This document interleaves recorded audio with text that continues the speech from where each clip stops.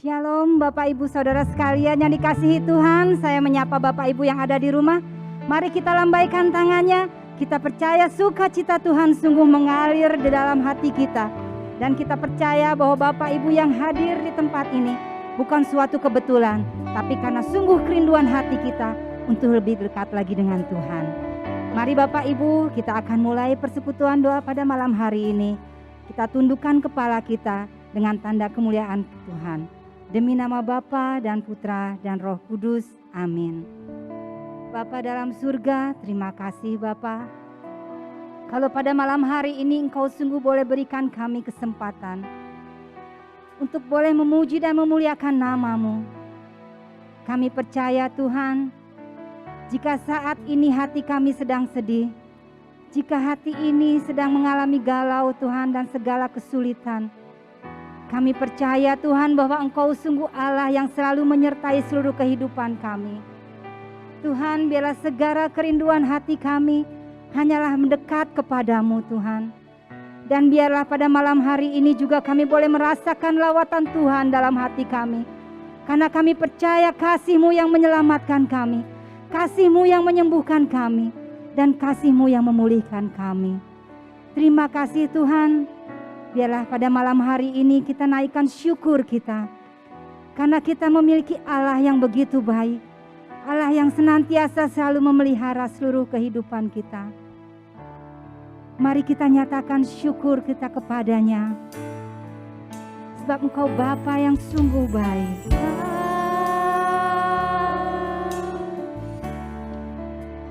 Engkau sungguh baik. Kasih-Mu melimpah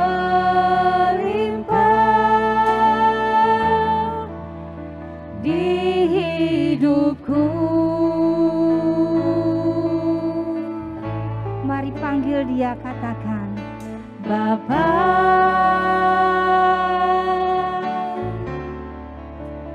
Ku berterima kasih berkat-Mu hari ini yang Kau sediakan bagiku. Mari naikkan syukur kita hanya kepadanya Allah yang baik. Naikkan syukurku buat hari yang Kau beri. Tak habis-habisnya kasih dan rahmat-Mu. Selalu baru dan tak pernah terlambat pertolongan-Mu.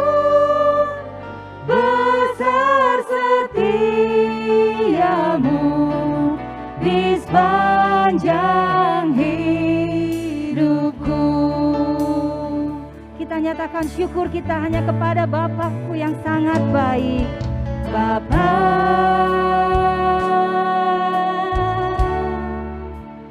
Engkau sungguh baik. Kasih-Mu melimpah dalam hati kami. Kasih-Mu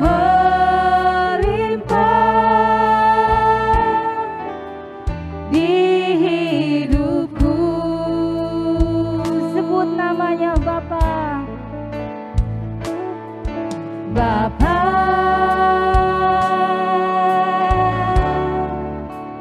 ku berterima kasih berkat-Mu hari ini yang Kau sediakan bagiku. Ku naikkan syukur, naikkan syukur.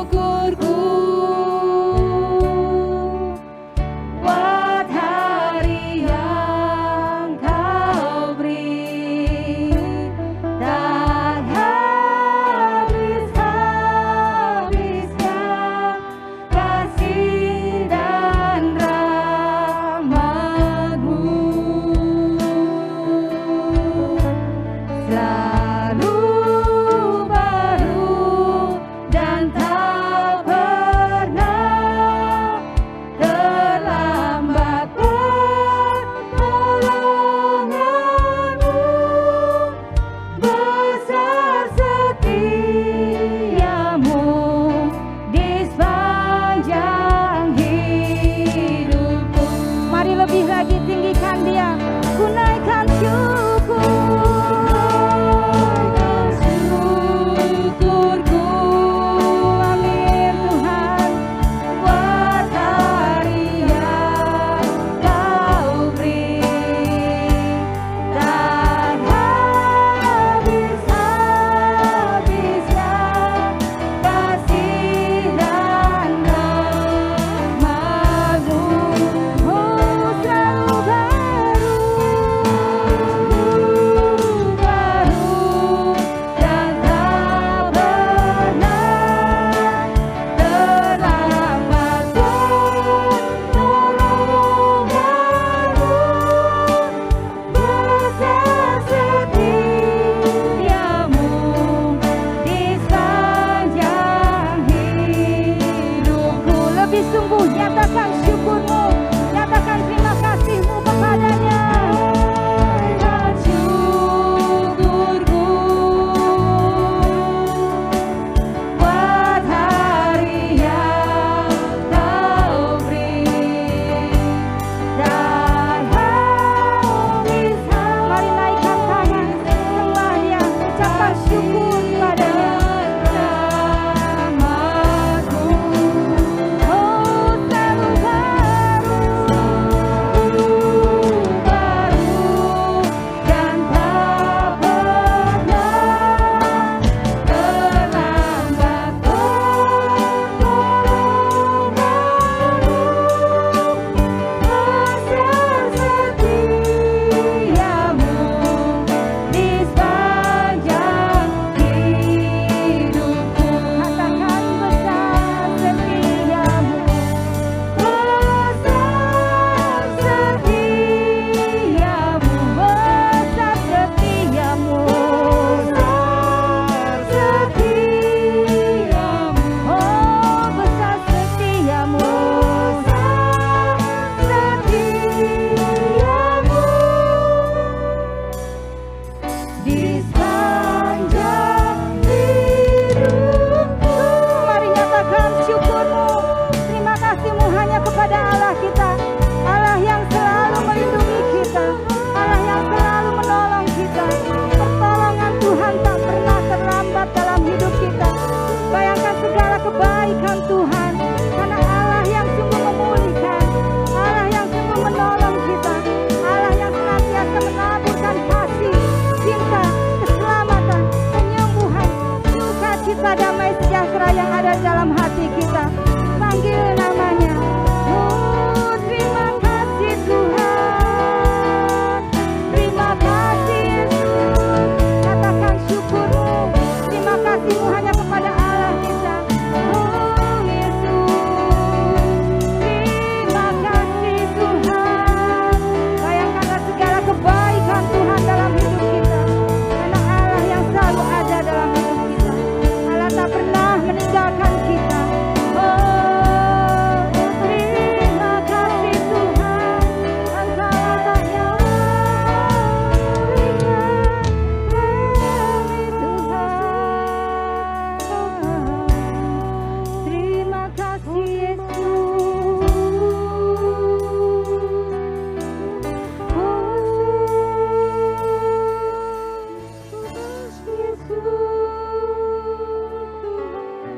Terima kasih Tuhan.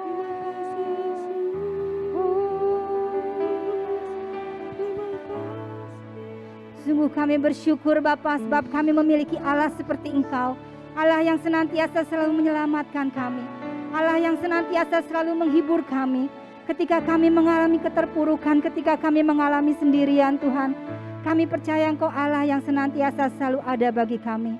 Bapa, biarlah saat ini hati kami yang rindu kepadamu. Izinkan kami untuk meninggikan nama-Mu. Izinkan kami bersuka di dalam-Mu Tuhan. Sebab kami tahu Tuhan, bahwa ketika kami datang di hadirat-Mu Tuhan, Kau sungguh yang akan melawat kami, mengurapi kami dengan sukacita yang hanya berasal daripada Engkau. Terima kasih Bapa, biarlah Kau sertai persekutuan pada malam hari ini. Dan biarlah sukacita Tuhan sungguh boleh mengalir dalam hati kami. Terima kasih Bapa, doa ini kami naikkan dengan perantaraan Putra-Mu terkasih, Tuhan kami Yesus Kristus, yang hidup kini dan sepanjang segala masa. Amin. Puji nama Tuhan, mari beri sorak-sorai bagi Allah kita. Bapak Ibu Saudara sekalian, kita percaya kalau Bapak Ibu semua boleh hadir di tempat ini, kita percaya lawatan Tuhan sungguh hadir. Mari kita akan sama-sama nyatakan segala syukur kita. Mari Bapak Ibu yang ada di rumah boleh bersama-sama untuk berdiri. Kita nyatakan bahwa rasa syukur kita. Mari kita sama-sama bergoyang dan berdendang untuk Allah kita.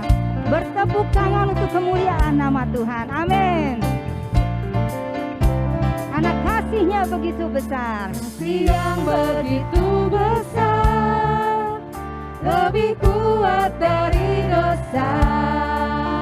Kasih yang menemukanku, selamatkan dan pulihkanku. Ku naikkan syukurku, ku tak akan berhenti memuji, meninggikan nama-Mu selalu, menari, memuliakan-Mu. Dibebaskan, dibangkitkan, hidup yang Kau beri dan kini hanya untuk-Mu. Mari Bapak Ibu, kita bersuka cita untuk Allah kita, sebab Allah yang senantiasa selalu menebus dosa kita. Begitu besar, lebih kuat dari dosa. Kasih yang menemukanku, selamatkan dan pulihkanku. Ku naikkan syukurku, ku tak akan berhenti memuji, meninggikan nama-Mu selalu, menari, memuliakan-Mu. Dibebaskan, dibangkitkan, hidup yang Kau beri dan kini hanya untuk-Mu. Kita percaya Allah kita Allah yang sama, dahulu, sekarang, sampai selama-lamanya. Kasih-Nya begitu besar, tak pernah Dia meninggalkan kita. Mari kita naikkan syukur. Ku naikkan syukurku, ku naikkan syukurku, ku tak akan berhenti memuji, Mari bertepuk tangan untuk Allah. nama-Mu selalu, menari, memuliakan-Mu. Dibebaskan, dibangkitkan, hidup yang Kau beri dan kini hanya untuk-Mu. Tak akan berhenti memuji, meninggikan nama-Mu selalu, menari, memuliakan-Mu. Dibebaskan, dibangkitkan, hidup yang Kau beri dan kini hanya untuk-Mu. Hidup yang Kau beri dan kini hanya untuk-Mu. Hidup yang Kau beri dan kini hanya untuk-Mu. Sorak-sorai hanya bagi Allah kita. Nah, kita percaya Allah kita Allah yang sungguh baik. Mari kita naikkan syukur kita lebih lagi. Kita siapkan jempol ya Bapak Ibu. Katakan Allah sungguh baik.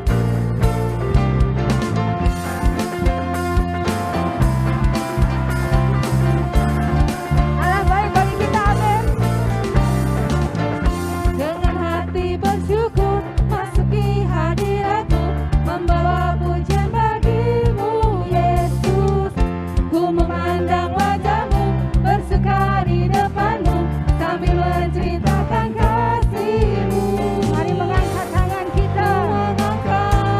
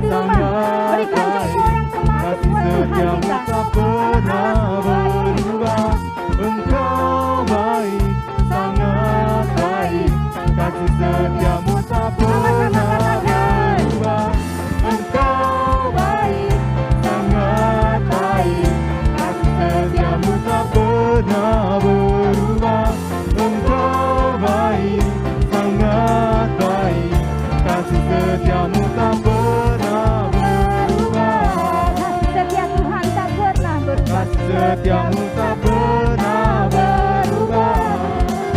Katakan, Kasih baiklah setiamu kita. tak pernah Sama-sama berubah. katakan. Engkau baik. Sorak-sorai hanya menyalah kita. Puji nama Tuhan. Dia layak kita sembah dan kita tinggikan. Amin. Mari Bapak Ibu, kita siapkan hati kita. Kita akan teduh di hadapan Tuhan. Kita percaya Tuhan disukakan untuk setiap puji-pujian yang kita naikkan. Bapak Ibu yang ada di rumah saat ini, jika saat ini Bapak Ibu sedang mengalami persoalan dalam seluruh kehidupan, bahkan jika saat ini berada dalam keadaan sakit, setiap pergumulan ekonomi, setiap pergumulan masalah keluarga, nyatakan itu kepada Tuhan Yesus. Sebab kita percaya bahwa mujizatnya dahulu, sekarang, dan selama-lamanya tetap ada. Panggil nama Yesus, sebab Dia Allah yang senantiasa selalu hadir memulihkan kita. Ketika kita sibuk mencari orang untuk senantiasa mendoakan kita, terkadang kita lupa suatu pribadi yang senantiasa selalu memandang kita dengan penuh kasih. Anakku, inilah aku yang senantiasa selalu ada bagimu. Biarlah hati kita pada malam hari ini percaya, iman kita semakin dibangkitkan untuk lebih mengenal, untuk lebih dekat dengan pribadi Allah yang sungguh baik, yang mujizatnya selalu ada bagi kita. Saat ini Bapak Ibu, mari kita rasakan segala kebaikan Tuhan. Kita rasakan bahwa Allah yang senantiasa selalu hadir. Tuhan, Engkau ajaib bagiku. Taruh tangan kananmu di dadamu.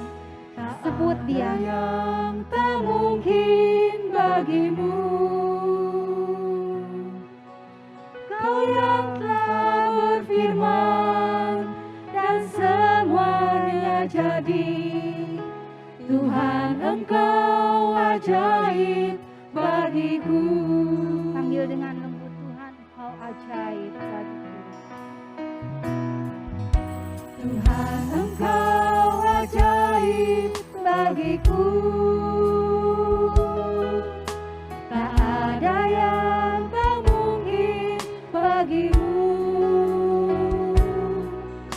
Supaya ku saksikan perbuatan tangan-Mu. Tuhan, Engkau ajaib bagiku. Sungguh kami percaya, Bapa.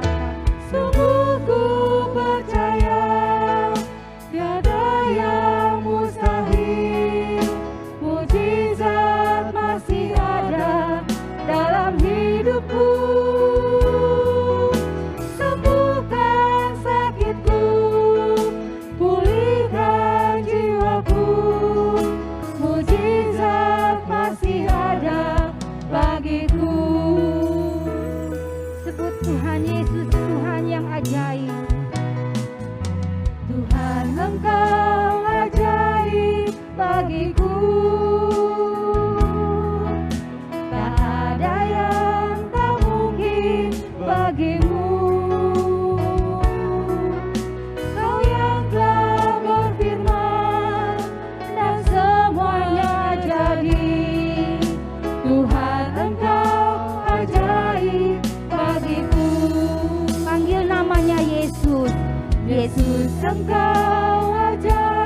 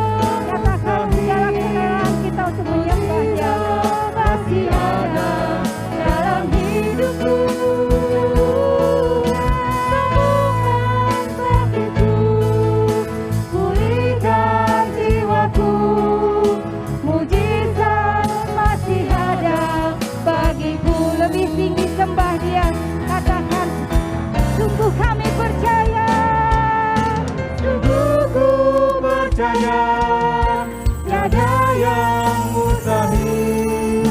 Mujizat masih ada dalam hidup. Imani bahwa mujizat masih ada. Sembuhkan sakitku, Dia akan sembuhkan pada malam hari. pulihkan jiwaku.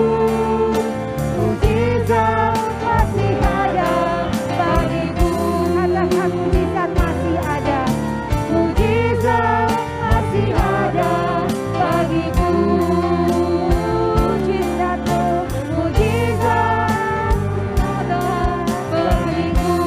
mari lebih tinggi. Sembah Dia karena Dia Allah yang penyembuh kita. Bagi Dia segala pujian, hormat serta syukur kekal selamanya. Bagi Dia segala pujian, hormat serta syukur selama-lamanya. Angkat tangan sembah Dia. Bagi Dia segala pujian, hormat serta syukur kekal selamanya. Bagi Dia segala pujian, hormat serta syukur selama-lamanya. Sembah Dia, tinggikan namanya. Bagi Dia segala pujian, hormat serta syukur kekal selamanya. Bagi Dia segala pujian, hormat serta syukur Selama-lamanya. Selama-lamanya.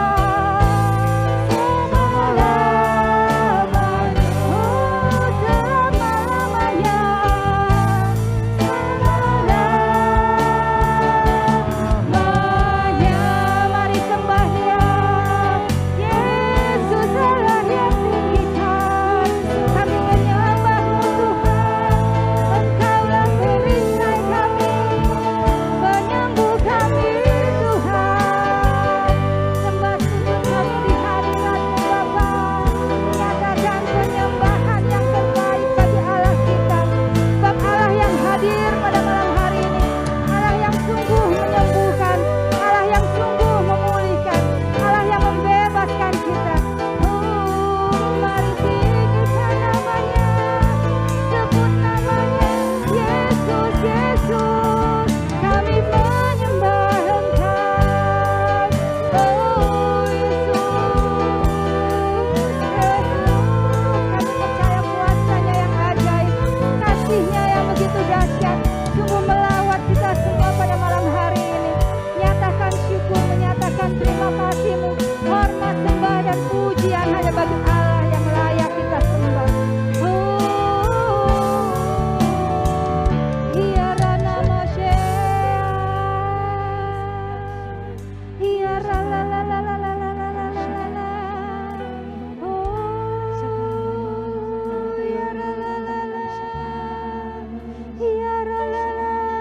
Masih Hiara la masih Hiara la la la. Mari kita menyembah dengan segala bahasa yang Tuhan sudah berikan kepada kita. Hiara nama Hiara la la la la. Sembah Dia, Hiara la la la la la la. Oh, Hiara la la la la. Hiara nama Hiara la la la la la la la. Oh, la la la la la masih.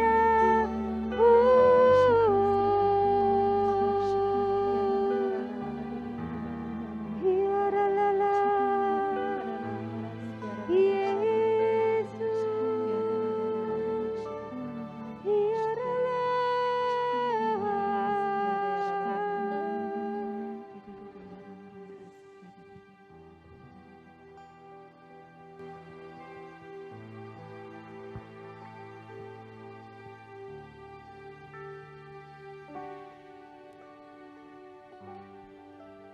Terima kasih Bapa.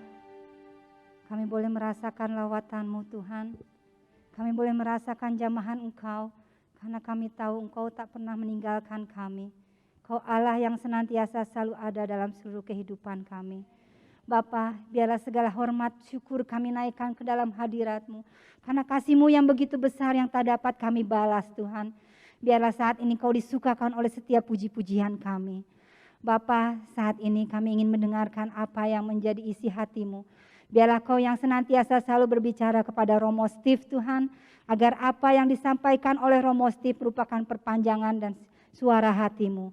Terima kasih Tuhan, biarlah Kau nyatakan segala kuasa dan mujizat-Mu pada malam hari ini, agar kami yang sungguh haus dan rindu akan kasih dan firman-Mu Tuhan, boleh Kau puaskan. Terima kasih Bapa, doa ini kami naikkan dengan perantaraan Putra-Mu terkasih Tuhan kami Yesus Kristus, yang hidup kini dan sepanjang segala masa. Amin.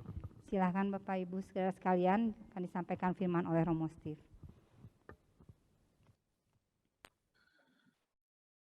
Bapak Ibu, saudara-saudari, Shalom, selamat malam semuanya. Shalom, selamat malam Romo. Shalom, sehat-sehat Bapak Sehat. Ibu. Wah, mantap, puji Tuhan. Saudara-saudari yang terkasih, Anda yang di rumah masing-masing, malam hari ini saya mau mencoba memberikan sebuah inspirasi pengajaran iman tentang sebuah tema yang bagi saya ini menarik, ya. Karena kalau kita lihat itu di di flyer itu judulnya itu sangat fantastis, gitu ya. Judulnya kalimatnya itu mungkin sangat di satu sisi sangat keras, di satu sisi sangat halus, gitu ya. Antara kesucian dengan kenajisan. Wah, kan orang kalau bicara dengan kata najis gitu ya, kayaknya kesannya negatif banget gitu ya Bapak Ibu ya. Nah, saudara-saudari terkasih, apa sih yang mau disampaikan dari pengajaran pada malam hari ini terkait dengan kemurnian atau kesucian hati atau kenajisan hati. Apalagi sekarang ini masa-masa pertobatan ya, masa-masa kita merefleksikan diri kita di dalam suasana yang prapaskah, suasana yang masa-masa memeriksa diri kita, ya, hati kita masing-masing, apakah sudah sungguh-sungguh hati kita itu sungguh-sungguh suci, atau jangan-jangan hati kita itu banyak yang penuh dengan kenajisan-kenajisan di dalam diri kita, ya. Nah, apa sih istilah kesucian dan kenajisan? Nah, saudara-saudara terkasih, saya akan coba sedikit memberikan inspirasi. Semoga inspirasi ini berguna ya. Semoga inspirasi ini ada maknanya buat saudara-saudari dan bisa menambah pengetahuan kita bersama lah. Setidak-tidaknya supaya kita bisa sedikit melihat dan juga berefleksi, terutama masa-masa pertobatan dalam masa-masa ini. Nah, saudara-saudari, saya mencoba mengambil pengajaran pada malam hari ini itu dari Injil Markus bab 7, ya. Injil Markus bab 7 ayat 1 sampai 8, dilanjutkan ayat 14 sampai 15, dan dilanjutkan ayat 21 sampai 23. Silakan yang punya kitab suci di rumah juga boleh sambil menyimak, ya. Silakan boleh dibuka supaya kita sama-sama mencoba belajar. Kita sama-sama mencoba memperdalam apa sih maksudnya, apa yang mau Tuhan katakan dalam masa-masa seperti ini, masa-masa pertobatan dan persiapan kita memasuki perayaan Paskah. Lalu apa sih yang mau Tuhan katakan buat diri kita masing-masing, ya. Sekali lagi Markus bab 7 ayat 1 sampai 8, dilanjutkan ayat 14 sampai 15 dan 21 sampai 23. Ya. Saya bacakan sambil silakan Bapak Ibu bisa mengikuti masing-masing, ya. Pada suatu kali, serombongan orang Farisi dan beberapa ahli Taurat dari Yerusalem datang menemui Yesus.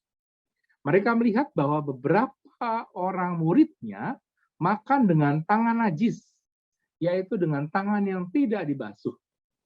Sebab orang-orang Farisi seperti orang-orang Yahudi lainnya tidak makan kalau tidak melakukan pembasuhan tangan lebih dahulu. karena mereka berpegang pada adat istiadat nenek moyang mereka. Dan kalau pulang dari pasar, mereka juga tidak makan kalau tidak lebih dahulu membersihkan dirinya. Banyak warisan lain lagi yang mereka pegang, umpamanya hal mencuci cawan, kendi, dan perkakas-perkakas tembaga.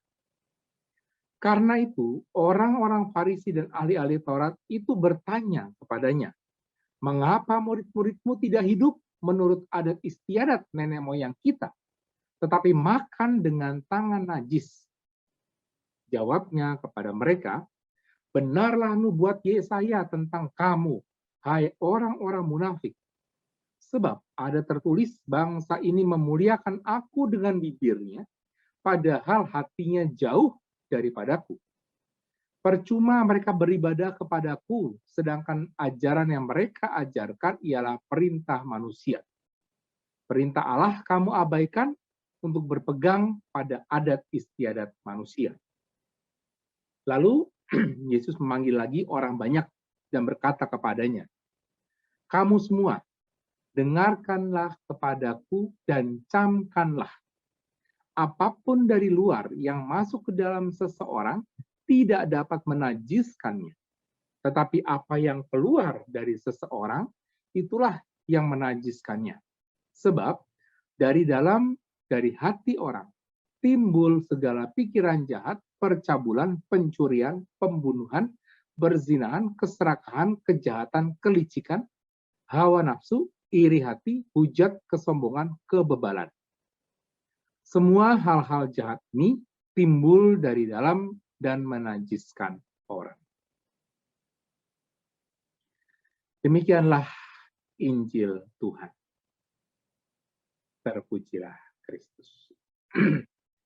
Saudara-saudari yang dikasihi Tuhan, kalau kita bicara tentang kenajisan dan kesucian, ya, ini rasa-rasanya kita bisa merenungkan dari kutipan-kutipan ini.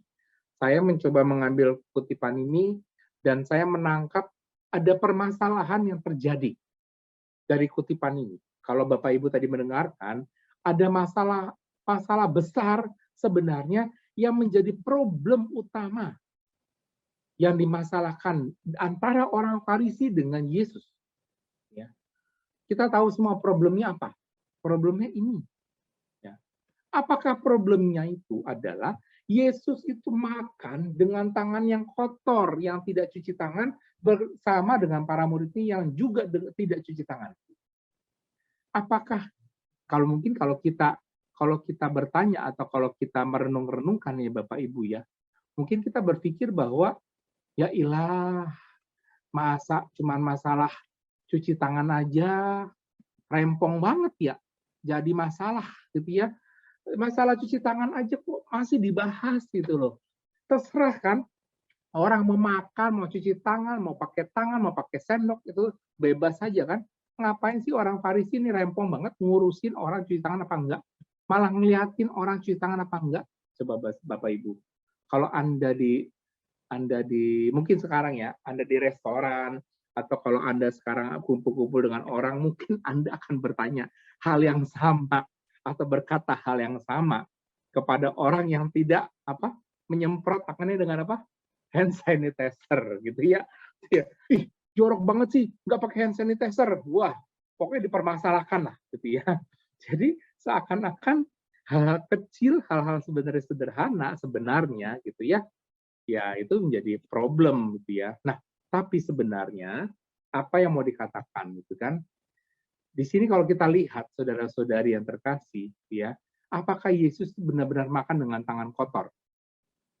Kisah ini kadangkala membuat orang bertanya-tanya, mungkinkah para murid Yesus itu makan dengan tangan yang kotor? Mungkin nggak? Ya. Sepintas kita memang mendapatkan kesan bahwa di dalam bacaan Injil tadi, para murid itu nggak peduli dengan soal kebersihan. Mereka langsung tiba-tiba datang karena udah lapar, ya udah makan tanpa basuh tangan. Dan anehnya, Yesus ini nggak pedulian, nggak ambil pusing hal-hal semacam itu. Ya. Bahkan bisa jadi Yesus juga makan tanpa membasuh tangan. Tetapi Di sekitar Yesus masalahnya banyak orang kepo, banyak orang yang iseng gitu ya, banyak orang yang pengen tahu dan kenapa sih gitu loh. Ya. Jadi banyak orang di sekitar itu kadang-kala itu malah mengamat-ngamati, malah melihat-lihat, malah mencari-cari, jangan-jangan dia begini, jangan-jangan dia begitu, kenapa dia begini? Wah sudah deh. Malah mengamati orang, malah menilai orang, malah menjudge orang. Ya. Padahal Yesus itu nggak ambil pusing masalah-masalah seperti itu. Ya. Nah, saudara-saudara terkasih, ya, masalah pembasuhan tangan yang dipersoalkan di sini sebenarnya itu bukan pembasuhan tangan sebagai bagian dari gaya hidup sehat seperti sekarang, bukan bagian dari itu. Yesus dan para muridnya itu sudah tentu pasti akan cuci tangan, percaya deh, ya. Jadi nggak mungkin Yesus tuh orang jorok gitu, nggak mungkin lah, ya. Bapak Ibu percaya, gitu ya. Kalau nggak percaya besok kalau ketemu Yesus, Bapak Ibu tanya, Tuhan Yesus dulu cuci tangan nggak ketika makan, gitu ya. Silakan tanya ya. Saya yakin gitu ya, dia pasti akan sudah sadar lah harus cuci tangan gitu ya sebelum makan. Nah, saudara-saudari terkasih, masalahnya itu adalah orang Yahudi itu makan tuh pakai tangan, nggak pakai sendok seperti kita sekarang, atau mungkin pakai sumpit gitu ya, nggak pakai sumpit ya. Tetapi para lawan Yesus berkata bahwa para murid Yesus makan tanpa membasuh tangan, ya. Nah, saudara-saudara terkasih, orang-orang Farisi di sini, konteks kisah yang kita baca tadi, dia mempersoalkan Yesus yang melangkahi tradisi, yang sebenarnya sifatnya itu ritual dari orang-orang zaman Yahudi dengan tidak mencuci tangan sebelum makan. Karena apa? Karena zaman dulu, orang-orang Yahudi, orang-orang Farisi, semua makan itu dengan mencuci tangan. Nggak ada yang tidak cuci tangan. Bahkan cuci tangan itu sampai ke siku, ke sini. Semua dicuci, ya, tangan itu. Sekarang kalau kita makan itu kan kita lebih banyak, lebih sering itu makan cuci tangannya di sini aja. Tetapi orang Yahudi enggak.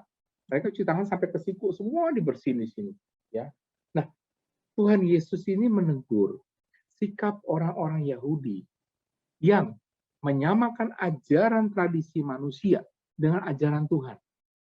Sehingga orang Farisi ini tidak menangkap apa maksudnya ajaran Tuhan sebenarnya. Karena mereka punya interpretasi sendiri. Karena orang harus cuci tangan itu harus begini, begini, begini, begini. Itu ajaran manusia, tradisi manusia. Padahal ada ajaran Tuhan yang lebih tinggi maknanya, hanya sekedar pembasuhan tangan, membersihkan tangan, dan sebagainya. Jadi, orang-orang Farisi ini dikritik oleh Yesus karena apa?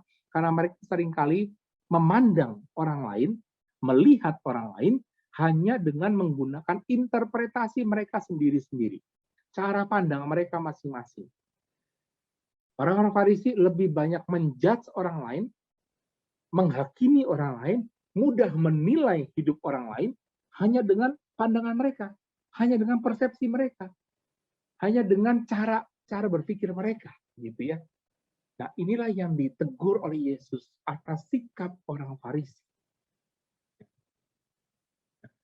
Pada zaman dulu, Bapak Ibu Saudara-saudari, kalau kita mau belajar, ya, kita mundur pada kitab Keluaran zaman dulu, ya, ada peraturan bahwa seorang imam kalau dia hendak melakukan tugas, dia hendak memimpin ibadah, ya, di kemah atau di pertemuan-pertemuan, itu seorang imam tuh harus mentahirkan dulu tangan dan kakinya dari segala kenajisan. Jadi kalau kita lihat di gambar itu ya, Bapak Ibu, di gambar kanan atas, itu dulu kemah pertemuan tuh seperti itu. Lalu kemudian di depannya itu ada semacam apa ya namanya bejana untuk membasuh tangan dan kaki. Sehingga seorang imam, pemimpin itu yang mau memimpin apapun, itu harus membasuh itu dulu di sana. Ya. Supaya mereka ditahirkan, dibebaskan dari segala kenajisan-kenajisan.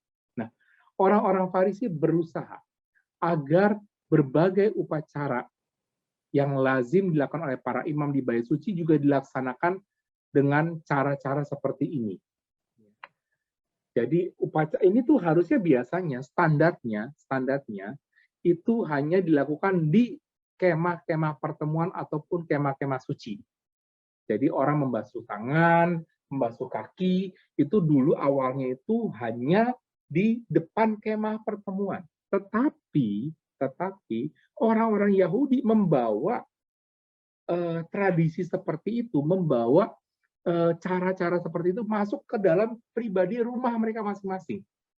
Maka implikasinya adalah mereka itu kalau bahkan mau makan, mau masuk ke rumah, mau ngapa-ngapain pun, cuci perkakas, apapun gitu ya, yaitu harus dengan mencucinya dulu.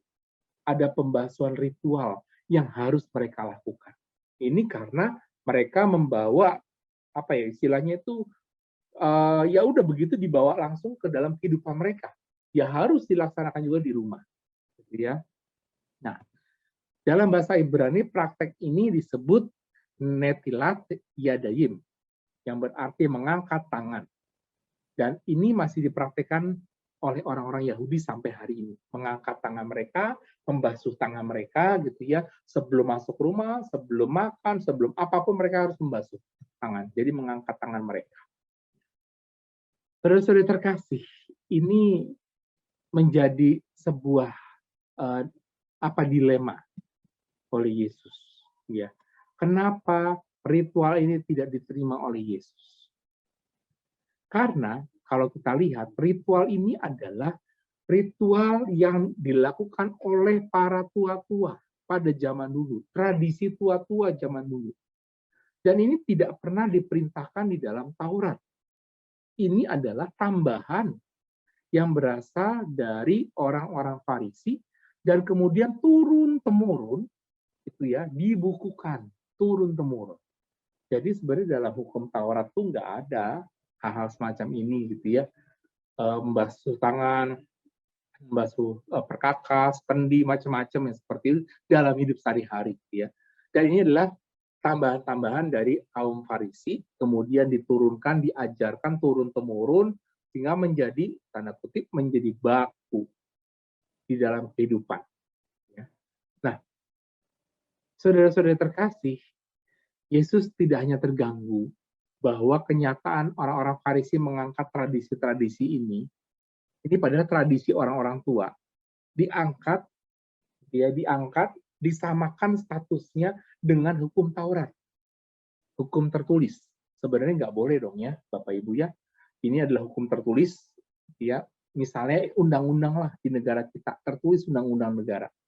Ini adalah aturan-aturan yang muncul dari turun-temurun, kemudian diangkat menjadi satu, menjadi sama, menjadi setara dengan hukum Taurat. Harusnya nggak bisa. Yesus di sini terganggu dengan situasi semacam ini, dengan cara hidup mereka yang seperti ini. Maka di dalam Yesaya 29 ayat 13 dikatakan, oleh karena bangsa ini datang mendekat dengan mulutnya dan memuliakan aku dengan bibirnya, padahal hatinya menjauh daripadaku, dan ibadahnya kepadaku hanyalah perintah manusia yang dihafalkan. Jadi orang-orang Farisi itu ya membakukan aturan-aturan yang mereka buat sendiri secara turun-temurun. Jadi orang-orang yang lain harus ikut apa yang mereka bakukan di situ. Dan Yesus menekankan sebenarnya yang penting adalah kemurnian rohani. Bukan kemurnian ritual. Bukan taat pada ritual ini lalu berurutan tanpa salah ritualnya, ya. Tapi yang penting adalah ritual rohani. Kemurnian rohani itu diri kita tuh yang penting bersih, Bapak Ibu. Saudara-saudari sama seperti kita saat ini. Lebih penting mana? Kita itu misalnya rajin ke gereja, lalu kemudian baca kitab suci, kita misalnya punya niat nih selama masa Prapaskah, saya mau baca kitab suci dari Perjanjian Lama, kitab Kejadian sampai akhir kitab Wahyu. Wah, ya. Atau saya punya niat selama 40 hari, saya benar-benar mau ekaristi setiap hari. Saya benar-benar mau rosario setiap hari. Macam-macam. Ya. Apakah ritual-ritual itu lebih penting ya ketimbang kemurnian rohani kita? Percuma kita menjalankan hal semacam itu kalau rohani kita, hati kita, diri kita tidak dimurnikan. Percuma Bapak Ibu. Orang ke gereja setiap hari, orang baca kitab suci setiap hari, tapi dendam. Tapi marah masih benci, masih emosional, masih nggak mau mengampuni orang lain. Ya. Maka bagaimana bisa menyeimbangkan antara ritual-ritual keagamaan yang kita lakukan dengan kemurnian rohani diri kita masing-masing, membersihkan diri kita. Harusnya seimbang. Saya tidak mengatakan mari kita tinggalkan yang ritual-ritual keagamaan, tidak. Tetapi harusnya seimbang. Apa yang kita usahakan selama ini harusnya begitu di dalam hidup kita. Nah, maka Yesus menekankan kemurnian rohani itu lebih penting. Yang harus dilihat, harus diolah, yang harus dibersihkan itu bukan hanya sekedar fisik saja, cuci tangan dan lain-lain, tetapi adalah hati kita yang dibersihkan. Nah, kecaman Yesus ini berpuncak kepada orang Farisi dengan mengatakan orang-orang munafik mereka itu.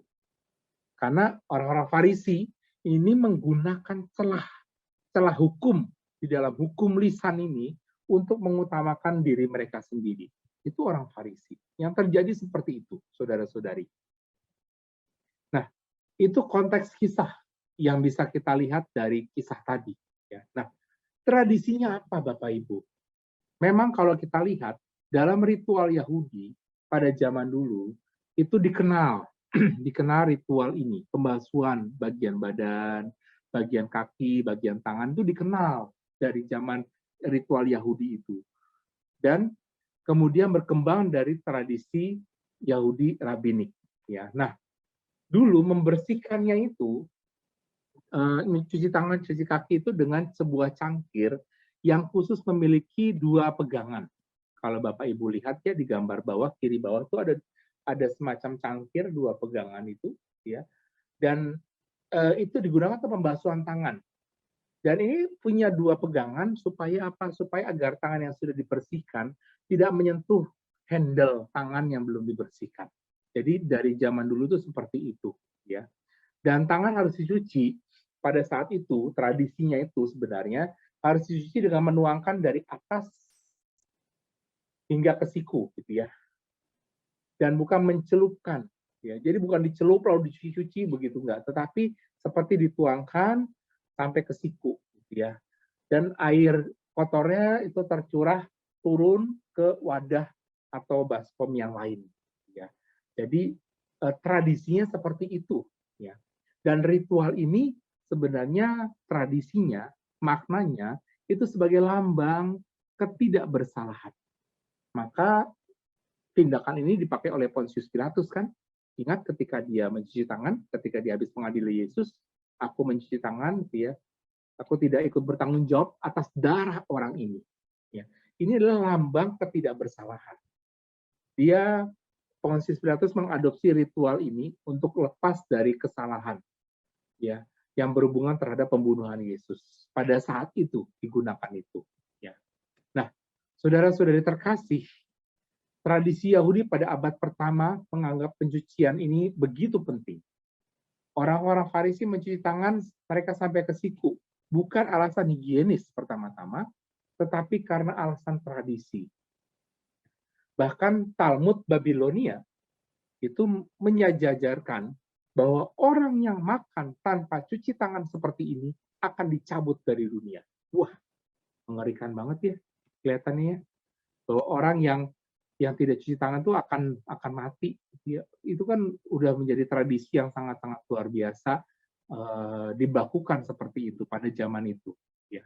Nah, ketentuan mencuci tangan ini atau cuci kaki ini nampak bahwa diberlakukan sangat keras pada saat itu dan dengan konsekuensi kematian bagi yang melanggarnya. Maka orang itu sangat-sangat berpegang teguh pada hal semacam ini karena ada penyejajaran itu akan mengalami kematian bila melanggarnya. Nah, maka dari itu inilah yang menjadi dasar orang-orang Farisi mempersoalkan kenapa Yesus dan murid-muridnya melangkahi tradisi semacam ini. Karena konteksnya seperti itu. Ya. bahwa ada peristiwa itu sejak zaman dulu, lalu itu adalah dilakukan oleh para imam, tapi orang Farisi mengambilnya untuk dibawa pada kehidupan sehari-hari. Mereka punya tradisi, punya kebiasaan yang diturunkan, turun-temurun, anak cucu dan sebagainya. Lalu kemudian juga punya tradisi bahwa pada zaman dulu ini merupakan tradisi yang harus dilakukan karena berimbas kepada kematian. Nah, oleh karena itulah orang-orang Farisi membuat persoalan ini kepada Yesus. Nah, saudara-saudara terkasih, ini konteks tradisi, konteks kisah yang kita tangkap dari peristiwa-peristiwa semacam ini. Ya. Semoga konteks ini bisa kita tangkap, ya, dan semoga Bapak Ibu bisa mencoba memetakan bagaimana kisah ini terjadi, bagaimana peristiwa ini bisa berjalan. Kok ya bisa-bisanya masalah cuci tangannya dipermasalahkan, ya. Nah, ini konteksnya, ya. Nah, saya mau mencoba masuk ke berikutnya. Setelah kita melihat konteks kisahnya, tradisinya seperti itu, sekarang bagaimana analisa kita sucinya? Apa yang bisa kita analis dari ayat-ayat kitab suci yang coba kita renungkan? Ya. Nah, saudara-saudara terkasih, perikop ini merupakan perikop tentang kontroversi tradisi rabinis pada saat itu. Ya. Mereka berpikir, orang-orang Farisi berpikir itu bisa membalas Yesus dengan berbagai macam kesalahan-kesalahan para murid Yesus yang tidak cuci tangan itu. Karena orang Farisi selalu dituding, selalu dicecar oleh Yesus, selalu dipersalahkan, maka mereka seakan-akan mau dalam tanda kutip balas dendam kepada Yesus, mencoba mempermasalahkan hal semacam itu. Ya. Maka dalam ayat kedua di sini digambarkan dalam kalimat begini. Mereka melihat bahwa beberapa orang murid-muridnya makan dengan tangan najis. Kaum Farisi menganggap para murid itu sebagai orang yang najis. Atau secara ritual itu nggak bersih. Maka nggak layak. Ya. Kan ada yang dikatakan bahwa kalau orang najis itu nggak layak di hadapan Allah. Ya. Secara ritual itu nggak bersih di dalam dirinya. Ya. Maka kaum Farisi menganggap para murid Yesus itu seperti itu. Ya. Dan ayat berikutnya menjelaskan mengapa kaum Farisi menganggap para murid itu patut dipersalahkan. Ya. Maka ayat 3 dan 4 dikatakan, sebab orang Farisi seperti orang-orang Yahudi lainnya tidak makan kalau tidak melakukan pembasuhan tangan lebih dahulu. Karena mereka berpegang pada adat istiadat nenek moyang mereka. Dan bahkan kalau pulang dari pasar, mereka juga tidak makan kalau tidak lebih dahulu membersihkan dirinya. Dan banyak warisan lagi yang mereka pegang, dan lain-lain sebagainya. Ingat, lihat, di dalam ayat 3 dan 4, setelah di dalam ayat 2, orang Farisi menuding murid-murid Yesus sebagai orang yang najis. Lalu ayat 3 dan 4, mereka langsung melakukan pembelaan diri. Orang-orang Farisi langsung melakukan pembelaan diri, Bapak Ibu. Mengatakan bahwa kami tidak seperti mereka. Kami ini membasuh tangan. Kami ini mencuci tangan. Bahkan pulang dari pasar pun kami cuci tangan. Bahkan kami berpegang pada adat istiadat. Bahkan kami macam-macam. Jadi seakan-akan mereka punya pembelaan diri macam-macam yang membuat akhirnya para murid Yesus merasa bersalah. Gitu ya. Itu tujuan mereka sebenarnya. Ya. Orang-orang Farisi itu benar-benar pengen memperlihatkan bahwa mereka itu menjadi pelaksana hukum Musa yang sangat ketat, sangat kuat, ya. Dan mereka menginterpretasikan berbagai macam pemahaman itu dengan cara pandang mereka masing-masing. Maka mereka punya pembelaan diri. Saudara-saudari, seringkali orang itu mudah melakukan pembelaan diri, bukan? Kita lah setidak-tidaknya. Seringkali kita kadang mungkin mudah melakukan pembelaan diri. Ketika kita sudah terpojok, ketika kita sudah misalnya nggak tahu harus bagaimana lagi, ya, lalu kita dengan mudahnya, yang paling mudah adalah menyalahkan orang lain. Ya nggak sih? Kalau kita salah, kalau kita punya kekurangan, kalau kita diketahui kesalahannya kita, dan kita nggak mau dianggap kita itu bodoh, kita itu salah, kita itu punya kelemahan, paling mudah adalah kita langsung melempar pada orang lain. Itu salah dia loh. Oh, saya kan begini, begini, begini. Pembelaan diri sangat kuat. Mudah menyalahkan orang lain, mudah menuding orang lain. Ya. Dan ini yang terjadi di dalam diri para murid dan bersama dengan orang-orang Farisi. Ya. Nah, kemudian di ayat 5 dikatakan di sini bahwa karena itu orang Farisi dan ahli Taurat bertanya kepada Yesus, mengapa murid-muridmu tidak hidup menurut adat istiadat nenek moyang kita? Ya. Di ayat 5 ini, walaupun tidak menuduh Yesus melanggar tradisi, tetapi secara nggak langsung, kaum Farisi ini menuduh Yesus karena apa? Karena para muridnya itu pasti belajar dari gurunya. Jadi para orang-orang Farisi ini pintar, Bapak Ibu. Dia mencari celah ke sana ke sini supaya bisa menyalahkan orang lain. Ini yang seringkali terjadi Bapak Ibu dalam hidup kita. Mudah sekali kita, mungkin orang lain atau diri kita sekalipun, mudah kalau kita mau cari-cari kesalahan, gampang sekali. Oh, di sini nggak bisa, dicari celah yang sini supaya dia merasa bersalah. Kalau di sini nggak bisa, dia cari lagi ke sana sini. Oh, pokoknya cari celah supaya dia jatuh, supaya dia salah, ya. Dan ini yang terjadi sama seperti orang Farisi dan orang Saduki. Jadi dia mau menyalahkan Yesus, tujuannya ke Yesus sebenarnya. Mereka mau mempersalahkan Yesus, mereka mau menjatuhkan Yesus. Tetapi ini yang terjadi, dia melalui jalan-jalan yang lain, ya, jalan para muridnya. Nah, ini ayat yang kelima mengatakan itu, ya. Nah, lalu di dalam ayat ke-6 dan 8 sampai 8, di sini Yesus malah menantang prinsip-prinsip di sini dan mengecam ketidaktulusan dan kemunafikan orang Farisi. Ya, 6 sampai 8. Di sini dikatakan, benarlah nubuat Yesaya tentang kamu, hai orang-orang munafik, dan sebagainya. Ya.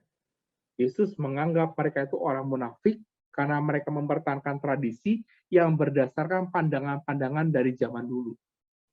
Dan mereka mengabaikan kewajiban-kewajiban yang lebih mendasar dari hukum Tuhan. Ini yang terjadi, bahwa Yesus mencoba membalikkan, menantang prinsip-prinsip mereka. Yesus mencoba untuk membuka mereka sendiri, bahwa mereka sendiri saja itu seperti itu. Ya. Dan kemudian dalam ayat 14 sampai 23, ya, dari 14 sampai 23, digambarkan prinsip yang benar tentang apa yang najis. Ya, Yesus mengatakan begini, dengarkanlah, apapun yang dari luar yang masuk ke dalam seseorang, itu tidak dapat menajiskan dia. Tetapi yang keluar dari seseorang, itulah yang menajiskan dia. Jadi Yesus mau mencoba meluruskan, Bapak Ibu, konsep tentang kenajisan. Yang najis itu bukan yang masuk, tetapi yang najis itu yang keluar. Ya. Bukan karena sebab eksternal dari luar diri kita yang menyebabkan kita najis, tetapi segala hal yang timbul dari dalam internal diri kita, hati kita, pikiran kita, yang membuat kita kotor, yang membuat kita najis, yang membuat kita tidak bersih secara moral dan secara apapun di dalam diri ini kepada Tuhan. Itu yang menajiskan. Yesus mencoba menjelaskan kepada orang-orang Farisi semacam itu. Dan Yesus mencoba mengajarkan dan membuat kesadaran kepada mereka semua bahwa kenajisan itu bukan yang dari luar tetapi dari dalam diri mereka masing-masing. Nah, saudara-saudari, ini konteks kitab sucinya, ya, dan analisa kitab suci. Jadi kalau kita melihat bacaan ini bacaan yang berbicara tentang kenajisan dan kesucian. Kesucian diukur oleh apa? Orang-orang Farisi mengukur kesucian berdasarkan taat pada aturan-aturan, dan kemudian bahkan aturan yang tidak baku pun, yang mereka turun-temurun pun harus dilakukan supaya mereka suci. Ya. Tetapi Yesus berbeda. Ya. Yang membuat suci itu bukan yang dari luar, tetapi pertama-tama yang membuat suci itu adalah dari dalam diri kita. dari dalam hati Bapak Ibu masing-masing, itulah yang membuat suci Bapak Ibu. Yang membuat Anda menjadi suci di hadapan Tuhan dari dalam diri kita masing-masing.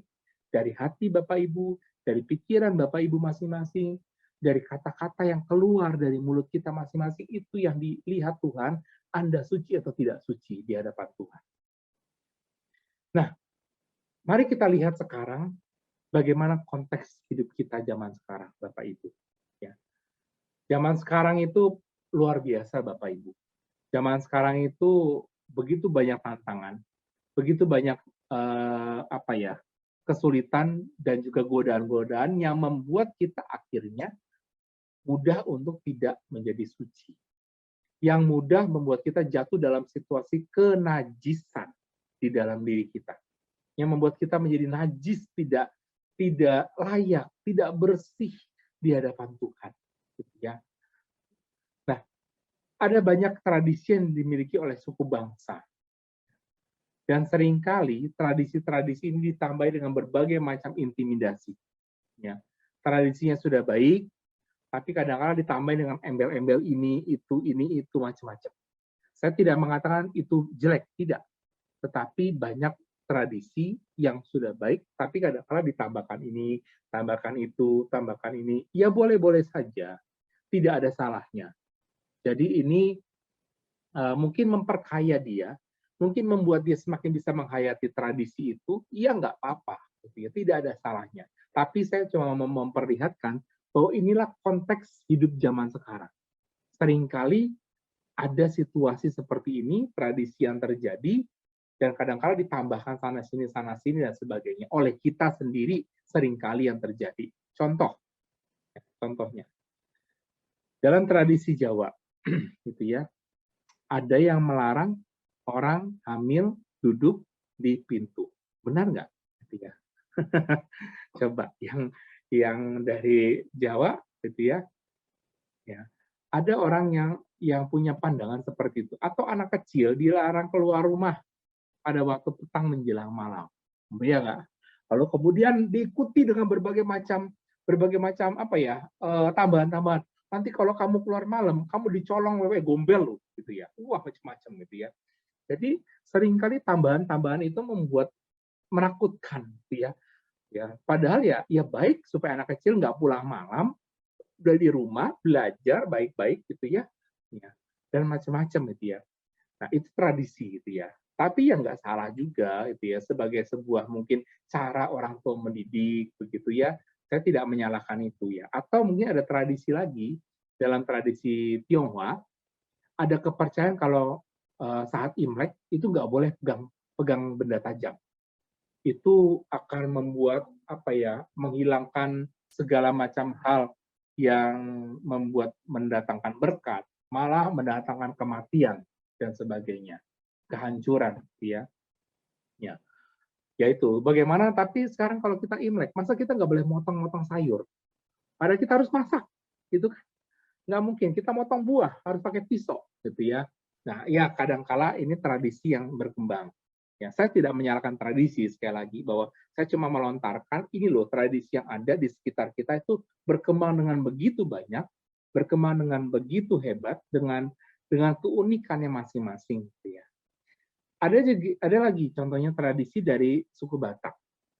Ada tradisi mengambil tulang belulang dari leluhur dari dalam kuburan, lalu ditempatkan dalam peti, lalu diletakkan dalam tubuh yang khusus, begitu ya. Itu tradisi. Mungkin juga kita masing-masing punya tradisi hidup kita masing-masing, ya. Punya tradisi dalam keluarga kita masing-masing. Latar belakang keluarga kita pasti punya tradisi masing-masing. Sekali lagi, bahwa saya tidak mempermasalahkan, tidak mengatakan ini salah, ini benar, ini tidak cocok, ini cocok, bukan itu. Tapi saya cuma memperlihatkan bahwa ini loh kekayaan tradisi kita. Bahwa masing-masing orang, masing-masing suku bangsa, masing-masing latar kehidupan diri kita masing-masing, keluarga kita, background kita, itu punya latar belakang masing-masing. Kehidupan kita masing-masing dengan tradisi, dengan kebiasaan, dengan apapun yang terjadi setiap hari atau setiap saat. Ya. Dan mari kita menghargai itu. Ya, itulah cara kita menghayati tradisi di zaman sekarang ini. Ya. Nah, cuma masalahnya Bapak Ibu, masalahnya itu adalah ini. Kadangkala orang mudah untuk menilai dan menghakimi orang lain atas dasar pemahaman dan keyakinan yang dimiliki sendiri. Kadangkala itu yang terjadi. Seperti tadi contohnya misalnya tradisi-tradisi dari suku Jawa, suku Tionghoa, suku Batak begitu ya, dan mungkin masih banyak lagi ya suku Sunda, macam-macam begitu punya tradisi masing-masing. Kadangkala kalau yang tidak sesuai dan tidak pas dengan kita, seringkali kita mengatakan, oh kok dia begitu ya, kok dia begini nggak cocok ya, ini bukan suku ini loh, ini bukan tradisi kita loh. Nah, mudah sekali kita kadangkala menghakimi orang lain. Sama seperti tadi, saya mencoba balik ke kisah tadi. Kaum Farisi dengan ahli Taurat bersama dengan para murid Yesus. Tradisi yang ada itu tidak dilakukan, maka mudah menghakimi orang lain. Gitu ya.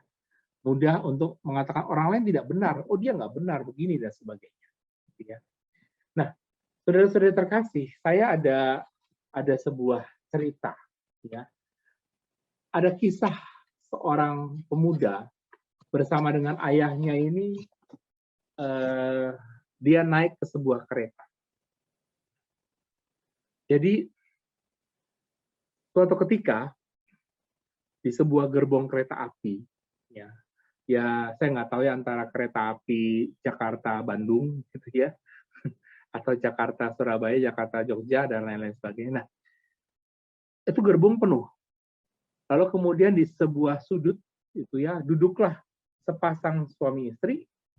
Kemudian di seberangnya ada seorang ayah dengan seorang pemuda usia sekitar 24 tahun. Nah, pemuda ini sambil berjalan, kereta berjalan, mulai berjalan meninggalkan stasiun begitu ya, dia melihat keluar jendela. Dia lihat satu persatu di luar jendela. Itu ada apa ya? Wah, dia begitu takjub melihat pemandangannya ada di luar. Dengan girang dia berkata, ayah, ayah, gitu ya. Coba lihat ini pohon-pohon luar biasa. Pohon-pohon itu berlari-larian loh, mengejar kita loh. Kayaknya nggak ada yang ketinggalan, pohon itu semua selalu ikut kita. Lalu sang ayah hanya tersenyum. Dia sambil mengatakan, ya anakku, dia sambil menganggukkan kepala dengan wajahnya begitu ya. Dia begitu bahagia mendengar anaknya itu mengatakan seperti itu. Wah, terus anaknya masih melihat keluar jendela lagi, ya.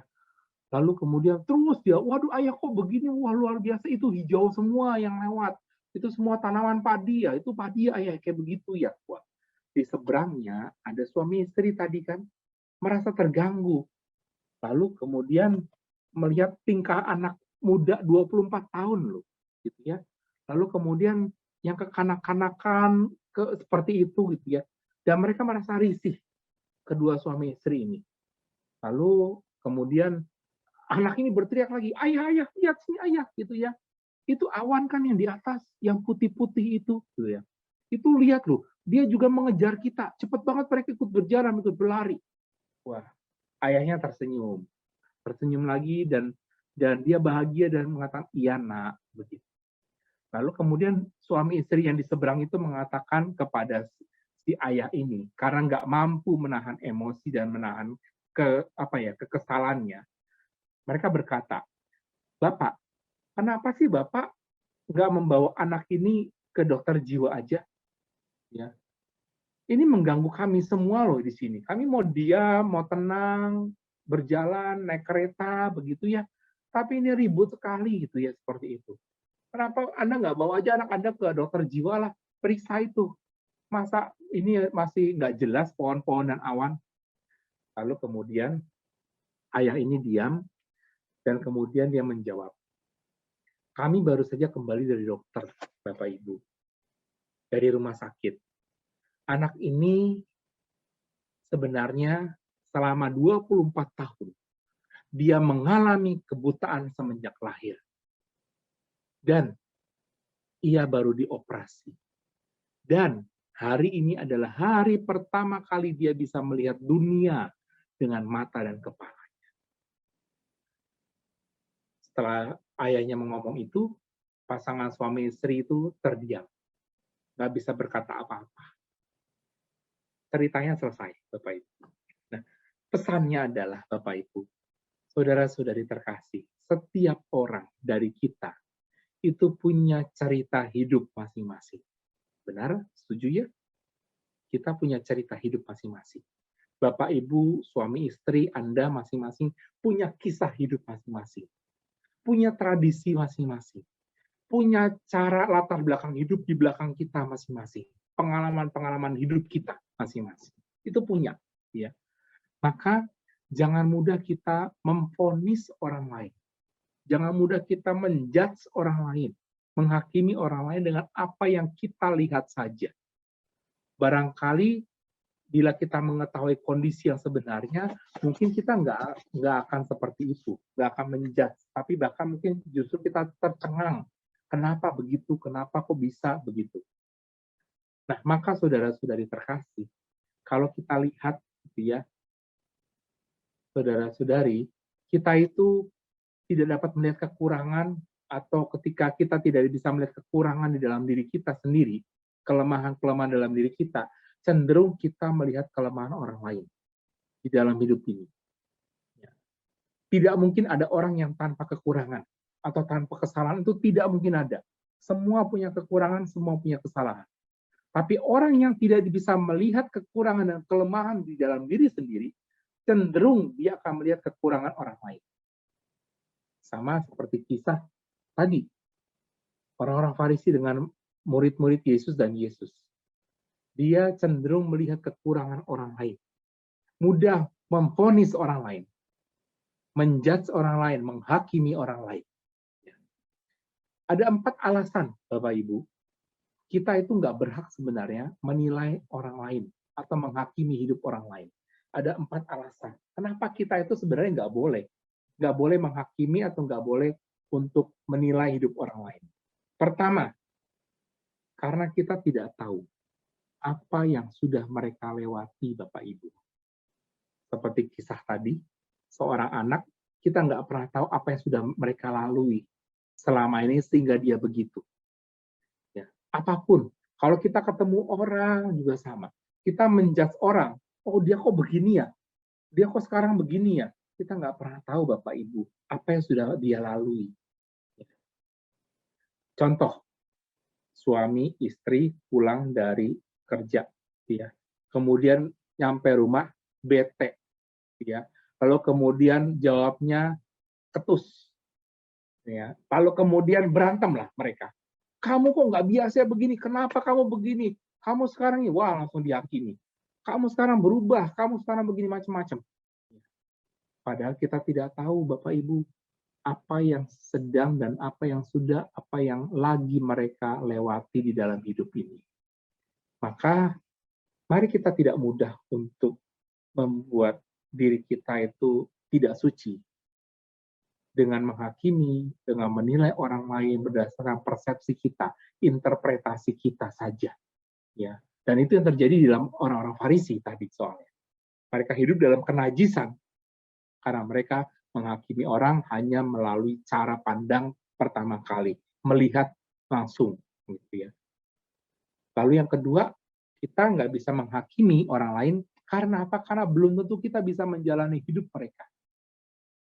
Coba bisa Anda bayangkan, Bapak Ibu, tadi si ayah tadi, dia mengalami bagaimana keterpurukan hidupnya. 24 tahun anaknya nggak bisa melihat. Dan bahkan anak yang nggak bisa melihat pun 24 tahun harus berjuang ketemu dengan teman-temannya dalam kondisi seperti itu, serba kekurangan. Kita belum tentu bisa menjalani hidup seperti mereka. Mungkin kita mudah menjudge mereka, tapi apakah kita ketika ditantang hidup seperti mereka, kita bisa menjalani itu? Nggak mudah, Bapak Ibu. Yang ketiga, belum tentu kita lebih baik. Ya, belum tentu lebih baik. Maka jangan pernah kita menilai orang lain, jangan pernah kita memvonis orang lain, menghakimi orang lain, karena belum tentu kita lebih baik daripada dia. Siapa tahu dia ada sisi baiknya, dan kita ada sisi kurangnya. Dan yang terakhir, kita pun nggak pernah suka dihakimi. Coba Bapak Ibu Saudara-saudara terkasih, siapa di sini yang sukanya itu dihakimi? Siapa yang punya hobi, hakimi saya dong, saya mau dihakimi, gitu ya. Nggak ada Bapak Ibu, nggak ada yang mau dihakimi. Ya. Semua itu mau baik. Kalau kita nggak suka dihakimi, maka kita pun jangan menghakimi orang lain. Ya, saudara-saudara terkasih, inilah yang menjadi ajakan kita bersama. Maka kalau kita melihat orang lain, jangan mudah kita untuk menilai, menghakimi orang lain. Karena 4 hal ini yang terjadi. Ya. Orang Farisi mudah sekali menghakimi murid-murid Yesus. Orang Farisi mudah sekali menilai Yesus seperti ini, maka murid-muridnya seperti ini. Mau menjatuhkan Yesus seperti itu. Dengan caranya. Ya. Nah, maka pesan dari kisah pada malam hari ini yang mau saya katakan, yang pertama adalah kita ditantang, Bapak Ibu, dalam masa prapaskah ini. Diri kita, apakah kita hidup dalam kesucian, ataukah kita hidup dalam kenajisan? Pilihan itu ada di kita. Kita mau seperti apa? Kita mau hidup di dalam diri yang tanda kutip suci dalam sisi ritual saja, atau suci dari sisi ritual dan rohani. Seimbang. Mari dalam masa prapaskah ini kita mencoba untuk menimbang-nimbang. Mencoba melihat, mencoba untuk membuka diri kita, saya ada di posisi mana? Lebih sering saya itu di posisi suci, atau lebih sering saya di posisi kenajisan? Yang mudah menghakimi orang, mudah menilai orang, mudah melihat negatifnya orang, mudah untuk memvonis orang lain, melihat dengan sebelah mata, menilai dengan interpretasi sendiri, punya pembelaan-pembelaan diri sendiri, macam-macam. Ya, apakah saya selalu hidup dalam situasi seperti itu? Yang kedua, pesannya adalah kita tahu tradisi hidup kita tuh bermacam-macam ragam. Mari kita menyikapi, kita menghargai, kita mau menganggap semua tradisi yang berkembang itu baik adanya. Tidak menjelekan, tidak mengunggulkan satu tradisi dan merendahkan tradisi yang lain. Tetapi kita mau saling membangun satu sama lain supaya tradisi kita bersama, kebiasaan-kebiasaan kita bersama itu bisa berkembang bersama. Contohnya, kalau ada suami istri menikah dari berbeda tradisi, ini yang susah kadang-kala. Menyamakan dan membiasakan hidup dengan tradisi orang lain. Hidup bersama. Ini tidak mudah. Bagaimana kita menyeimbangkan itu? Bukan tradisiku yang harus diutamakan, tapi tradisi, ayo kita sama-sama berkembang di dalam tradisi kita masing-masing untuk hidup kita bersama. Mari kita menghargai setiap tradisi. Dan yang ketiga adalah ini, yang sangat-sangat luar biasa. Mari kita tidak punya sikap untuk menghakimi atau menilai, memvonis orang lain. Tanpa kita tahu, tetapi kita langsung menginterpretasikannya sendiri masing-masing. Janganlah kita punya sikap mudah menghakimi orang lain di dalam hidup ini. Ya. Jangan seperti orang Farisi, jangan seperti mereka yang mau menjatuhkan Yesus. Ya. Nah, saudara-saudara terkasih, ini kiranya 3 pesan yang bisa saya sampaikan terkait dengan tema kenajisan dengan kesucian. Kita ada di mana, Bapak Ibu, posisinya? Masa prapaskah mau mendalami diri kita, mau mengorek kembali diri kita, mau melihat kembali diri kita masing-masing, hati kita, apakah sudah sungguh-sungguh hati kita, diri kita itu suci di hadapan Tuhan, bukan hanya suci, rajin, lalu kemudian taat dalam sisi ritual-ritual agama, kebiasaan-kebiasaan agama, tetapi dari dalam hati sendiri yang harus disucikan. Karena itu yang lebih penting, lebih utama di hadapan Tuhan. Maka semoga kita masing-masing bisa membuka diri kita masa prapaskah ini, supaya kita dari hari ke hari semakin suci di hadapan Tuhan, dan akhirnya kita nanti bisa ikut bangkit di dalam kerajaan surga melalui peristiwa Paskah dengan situasi hidup yang penuh dengan kesucian di dalam diri kita masing-masing. Terima kasih Bapak Ibu Saudara-saudari, itu yang bisa saya berikan pada malam hari ini. Semoga bisa sedikit membantu, bisa sedikit memberikan inspirasi untuk kita semua. Terima kasih, saya kembalikan ke host. Silakan. Terima kasih Romo Steve buat firman yang dibagikan pada malam hari ini. Biarlah firman itu boleh menjadi rema dalam kehidupan kita. Mari Bapak Ibu, sambil kita mempersiapkan untuk persembahan, mari kita sama-sama doakan untuk setiap persembahan yang akan kita sampaikan. Mari kita bersatu dalam doa. Bapa yang baik, Bapa yang bertata dalam surga, terima kasih Tuhan buat malam ini. Tuhan boleh mengingatkan kami dan boleh mengajarkan kami untuk tidak menghakimi sesama kami.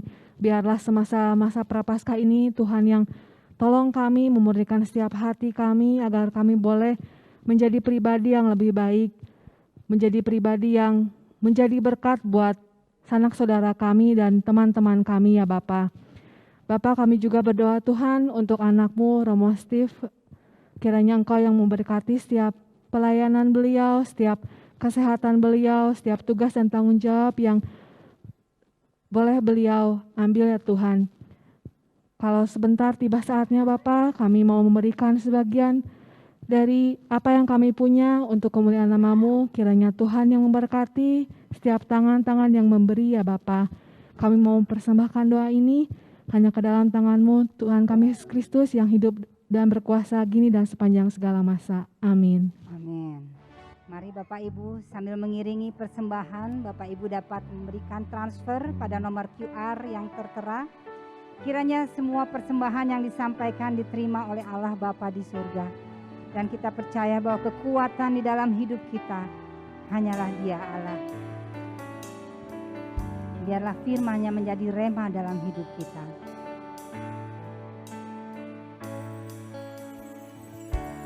Kekuatan di hidupku, ku dapat di dalam-Mu. Kau teguhkan hatiku, tiada yang mustahil bagimu. Sebab aku percaya, bukan karena melihat, namun karena firman-Mu yang selalu digenapi di hidupku. Ku percaya, bukan karena melihat, namun karena firman-Mu tiada pernah berubah. Sekali lagi, nyatakan doa kita. Kekuatan kita hanyalah dari Tuhan. Kekuatan di hidupku, ku dapat di dalam-Mu. Kau teguhkan hatiku, tiada yang mustahil, tiada yang mustahil bagimu. Aku percaya, bukan karena melihat, namun karena firman-Mu yang selalu digenapi di hidupku. Ku percaya, bukan karena melihat, namun karena firman-Mu tiada pernah berubah. Namun karena firman-Mu tiada pernah berubah. Firman-Mu tiada berubah. Karena firman-Mu tiada pernah berubah.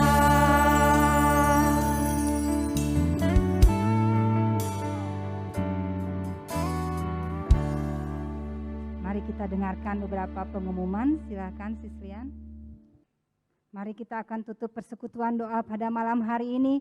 Mari kita arahkan hati kita sambil mengangkat kedua tangan kita. Katakan, Yesus mendengar lebih dari yang kudoakan. Yesus menjawab lebih dari yang kuharapkan. Dengan caranya di waktu yang tepat,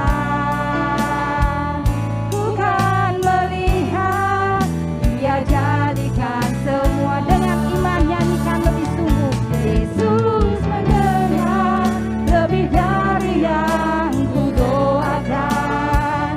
Yesus menjawab lebih dari yang kuharapkan. Dengan caranya di waktu yang tepat, ku kan melihat Dia jadikan semua. Ku kan melihat Dia jadikan semua. Sungguh kami melihat keajaiban-Mu, Tuhan. Melihat Dia jadikan semua. Terima kasih Bapa, terima kasih Yesus buat segenap firman yang Tuhan sudah taburkan dalam seluruh kehidupan kami. Terima kasih Bapa, melalui persekutuan doa kami ini iman kami semakin dibangkitkan, bahwa Engkau Allah yang selalu ada dalam seluruh kehidupan kami. Bahwa dalam setiap doa-doa kami Engkau senantiasa selalu mendengar, bahkan Engkau menjawab lebih dari apa yang kami harapkan. Terkadang iman kami ragu Tuhan, terkadang kami tidak tahu waktu yang tepat bagi Tuhan. Tapi kami percaya Tuhan, Engkau senantiasa selalu merancangkan yang terbaik dalam seluruh kehidupan kami. Biarlah pada malam hari ini kami senantiasa beroleh sukacita, damai, sejahtera, penyembuhan, pemulihan boleh kami rasakan dalam seluruh kehidupan kami. Terima kasih Tuhan, kiranya Kau yang akan sertai persekutuan doa kami minggu depan. Biarlah Kau tumbuhkan iman kami dan kerinduan kami untuk senantiasa selalu mendekat kepada Engkau. Mari Bapak Ibu, kita akan terima berkat yang akan disampaikan oleh Romo Steve. Tuhan bersamamu. Semoga kita semua, keluarga kita masing-masing, hidup kita, komunitas kita, dan juga pertobatan yang kita lakukan selama masa Prapaskah ini diberkati, dibimbing, dan ditolong oleh berkat Allah yang Maha Kuasa, Bapa dan Putra dan Roh Kudus. Amin. Amin. Terima kasih Romo buat berkat pada malam hari ini. Sampai bertemu pada persekutuan doa minggu depan Bapak Ibu semua. Tuhan Yesus memberkati. Amin.